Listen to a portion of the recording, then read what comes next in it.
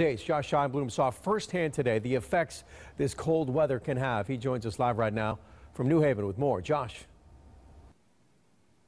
Scott, we've been in touch with area hospitals. We've talked to those at emergency rooms at St. Mary's up in Waterbury, Yale, New Haven, as well as Hartford Hospital. They're not reporting any injuries as a result of the cold temperatures that we're seeing outside, but where we are seeing problems is when it comes to people's vehicles. Well, I came out this morning to go to church and my car wouldn't start. When Paul Downing went outside to move his car sitting in the Milford driveway, all that happened was his vehicle, it appears, was the victim of mercilessly cold temperatures. Poor Paul. We get these temperatures and we don't know what to do. We'll come back to Paul a little later, but rest assured that on Sunday, there were lots of people just like him. Many cars simply couldn't handle the Arctic blast that's found a home in Connecticut. Just ask Alexis Frazier. Good afternoon, Roberts.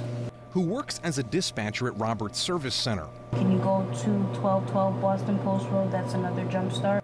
She was called in to work on her day off to help coordinate crews responding to all the motorists in need of assistance. Figured, snow time would be busier than just cold weather, but I guess I was completely wrong. Usually we have about 4 guys on. We had to call in extra guys. We have 8 guys on right now. Tow truck operator Vinny Zuppo describes the day as the most hectic he can remember in his entire career. This is pretty much the most brutal day I've seen so far.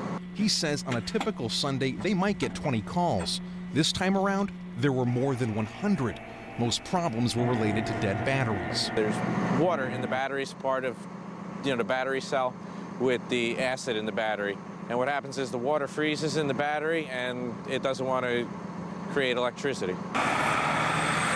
Fortunately, Vinny's truck had no battery issues, making him able to bring people stranded much needed help. So what do you think, Vinny? Cold weather related? Certainly is. Which brings us back to Paul. Fortunately, I had AAA, so I was able to call and they're always on time and they do good work. So I'm fortunate that I have them. Unfortunately for him, a simple jump wasn't enough to get his car moving again. It had to be towed. This all despite Vinny's best efforts. It seems like not firing over, maybe other electrical issue other than the batteries. A casualty of winter in New England. I love it here, so wouldn't want to be anywhere else. Even if it's this cold out. Even if it's this cold. If you plan on flying out during these cold temperatures, you may want to check with your airlines. JetBlue was reporting all over New England as well as up at Bradley International Airport delays as a result of the cold temperatures that we're seeing. For an hour live in New Haven, Josh Scheinblum, News 8.